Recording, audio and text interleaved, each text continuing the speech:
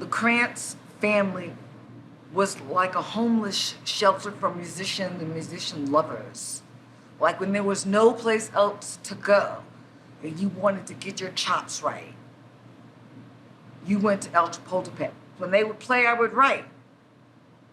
That's where I could emote safely. Like all my emotions could be there. And they would get caught up and held in this music and take me away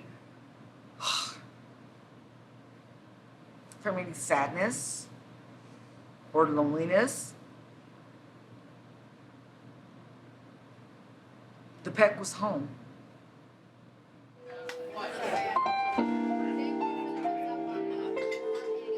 I think it was one of the most truest, pure venues I've ever done. It was just no pretense. You know, El Chapultepec was a place that was so grounded. You're just cloaked in the moment. And that is what makes El Chapultepec at once so timeless and so in the moment. I went in there one time when I first got to Denver, and I was playing with this band called India, so we went in here after the gig and we sat in that back booth. It was crowded, listening. I was like, is that the stereo? It's like, what are you talking about? I said, you hear that music? That's killing. I said, no, man, there's a band up there. I was like, what? And I'm looking, I'm like, it sounds like a stereo. It sounds like a stereo. The band was that good. I mean, they were playing straight ahead. I was like, and then that's what scared me. So years later when I got there, I was like, we're gonna play the Peck. Oh my God. Your trick is from another planet. The energy was just incredible. We all fed off each other. Bands fed off the audience fed off the bands. The audience at the Peck was as much a part of what we were doing as the actual musicians. The place would just get packed. And talk about energy, the energy. It was like you could feel that heartbeat, just that pulse of we're about to hear some good stuff, and people dancing, singing with you. El Chapultepec means to me really kind of the integral part of Denver's history, and many people don't realize that Denver has a deep, well-respected history and fascination with jazz. Well, you know, word was around town that they were starting some jazz at El Chapultepec. A haunt for all the cats in town. El Chapultepec to me means connection. As a young student of jazz, it was such a fertile ground. Yeah, it was like graduate school in music, but also life. When I first got to Denver, it was just the place to go. And, you know, at that time we had all the older musicians there with the suits on. I mean, it was a very reputable place. So if you wanted to play jazz, that's where you went. And I used to hang out, just learning, you know, my craft. El Chapultepec was also down here when no one was down here. I mean, it is a cornerstone of downtown, or just even the building of downtown, on nightlife of downtown, and that a whole generation of musicians. And then Jerry would also bring in national acts. You didn't just get in the Peck, you had to prove yourself. So I had to study months from the greats there. Everything is so close. And people come in and they look at you and like, oh, okay, let's see.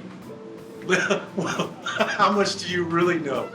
You couldn't just like walk up to the bandstand and be like, hey, I'm sitting in with you guys. My undergrad at Metro State, I was studying with Ron Miles, and he encouraged us to go out and, like, you know, check out the jams, check out El Chapultepec.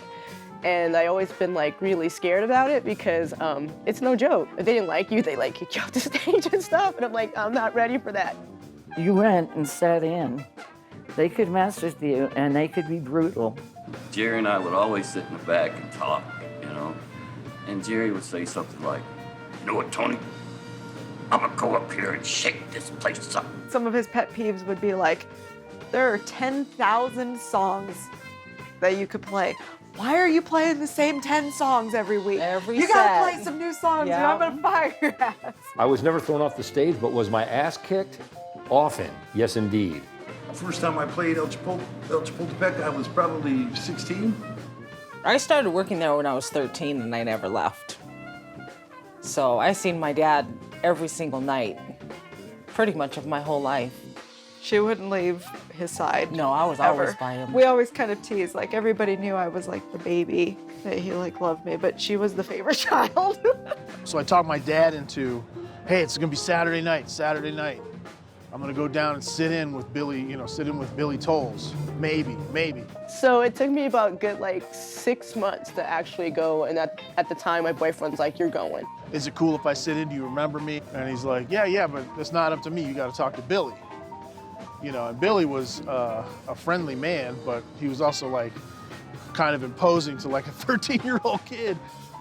Yeah, I learned a lot from Billy Tolles. I learned a lot from Homer Brown, too.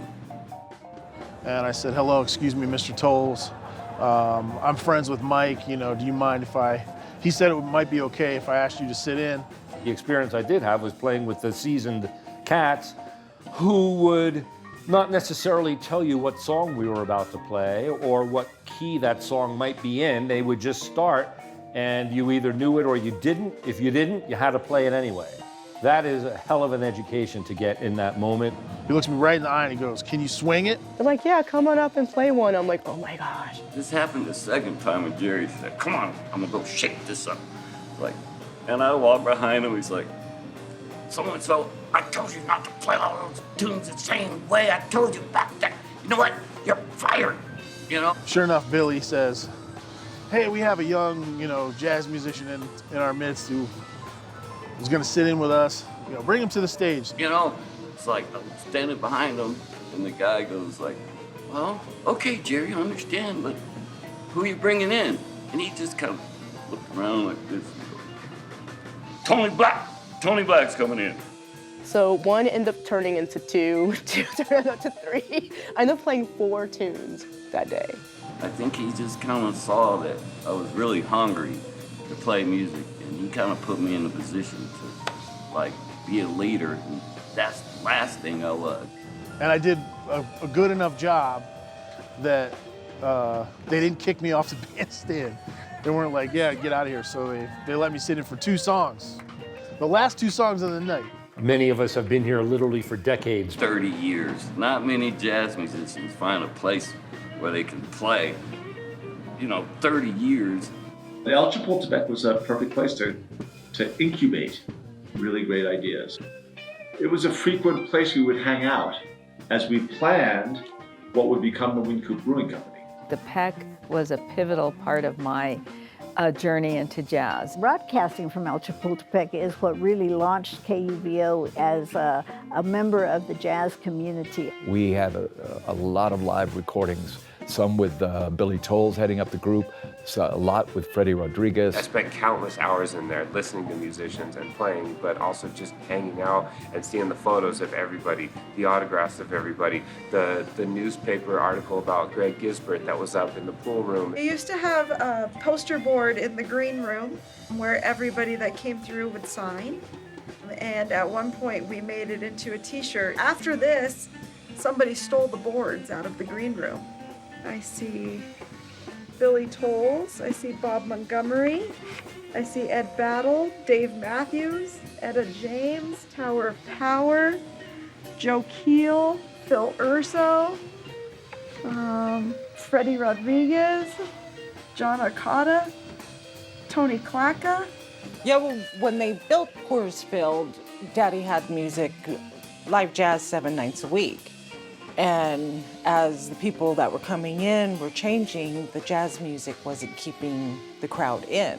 Jerry saw it. He saw it. He goes, I got to move on. I can't make a lot of money off of this anymore.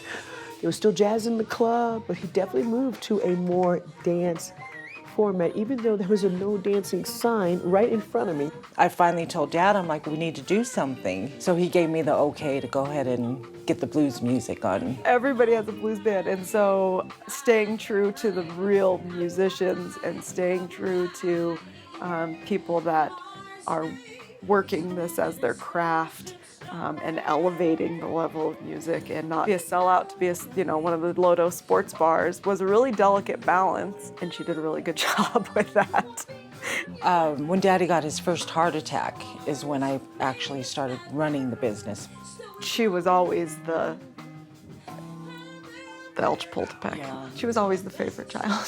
I was kind of thrown into it in ordering the liquor, ordering the food, hiring the bands, which I had never ever done. It was so hard. It was so hard. So everybody knows the fun feeling when you're there and it's vibing and the band is playing and the drinks are pouring and, you know, everyone's having a good time.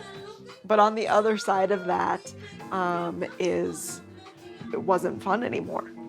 It was scary, you know. We wake up in the morning and say, oh, shooting in Lodo, and we're like scouring the news story to see like where in Lodo. And then when there was a big event going on, I would actually talk to the band members. Do you guys want to not play this night? Do you want to play? It's going to be good money, but there's going to be problems with it.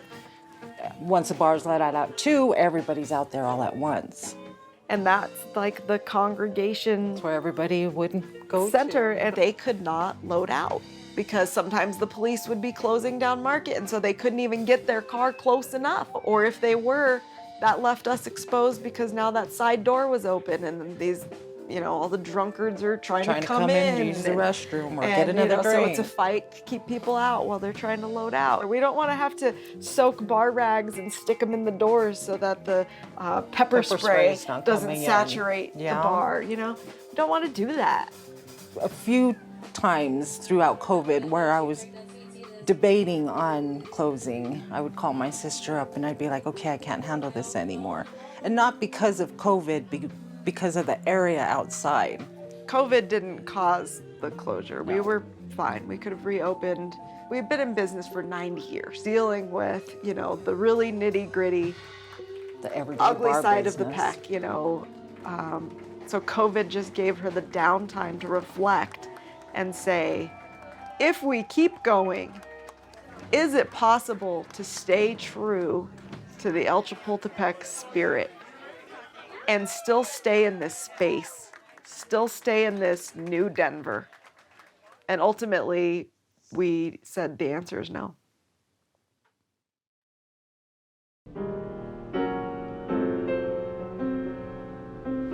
When the Peck shut, it's kind of like a part of my heart was closed. March 15th, 2020. You know, when the Peck closed, I mean, it broke so many hearts, including mine. Ah, it killed me, man. That shit hurt. David Booker said to me, he said, it's like having an appendage, like someone just cut off your arm. We didn't realize really until we made the decision to close that the Peck was like a living, breathing person to people. Like they loved it intimately, like it was one of their family members. Emotionally, the Peck was devastating. When Angela decided it was time to close, we made a collective decision as a family not to sell the name and the business to the next tenants of the building. As everybody knows, we don't own the Peck building.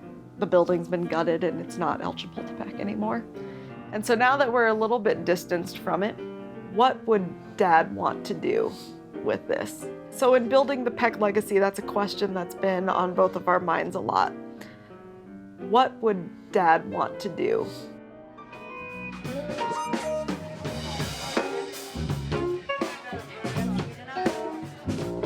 It's important to preserve the legacy of El Chapultepec for the same reason it's important to preserve the legacy of jazz. When you talk about the history of jazz in Denver, it is impossible to do it without having the El Chapultepec being a huge part of it. Like whether I think about it or not, when I'm playing the jam sessions at places like the Meadowlark or Herbs or anywhere else, the way that I'm carrying myself has been so affected by the musicians I hung with there. It's unconscious. It just is like a passing, not a passing of the torch, but an inadvertent passing of that torch. It's like, oh yeah, I got that for Freddie.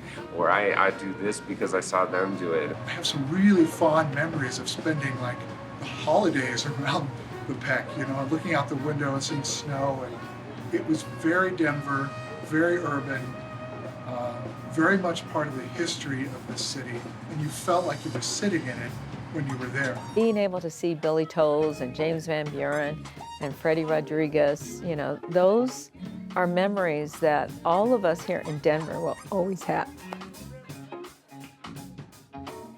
I miss that bar.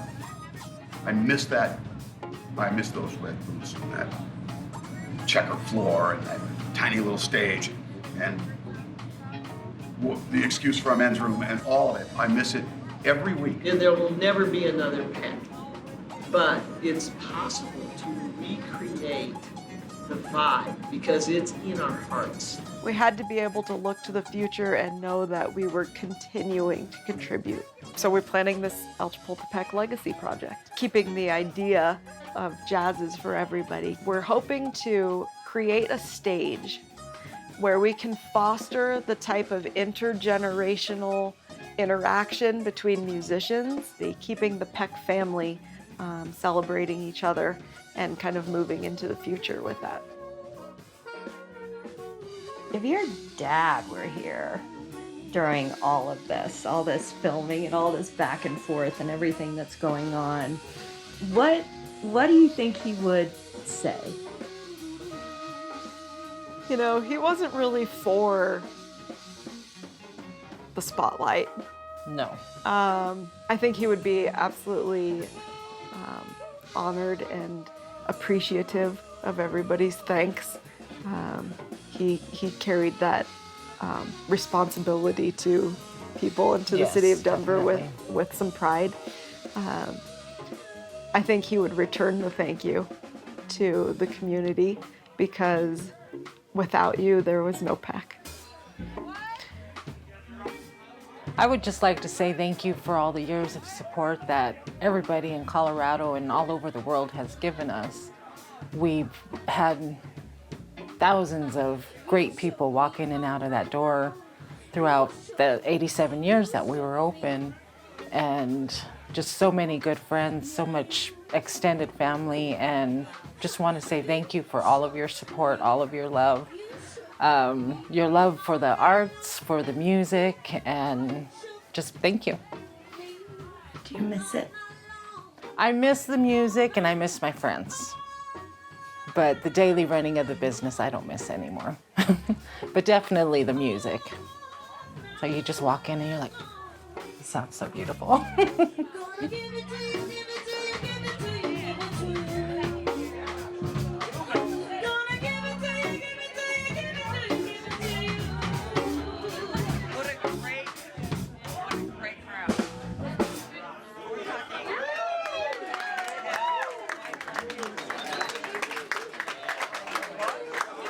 You're listening to the Heavy Heavies, everybody. Thank you for hanging out. You want to take us out with some tunes real quick? All right, here's one we used to end with, or a little piece of it anyway. Do it. Thanks everybody for coming out to the Peck. We're going to take a short break now. We'll be back in 5 years.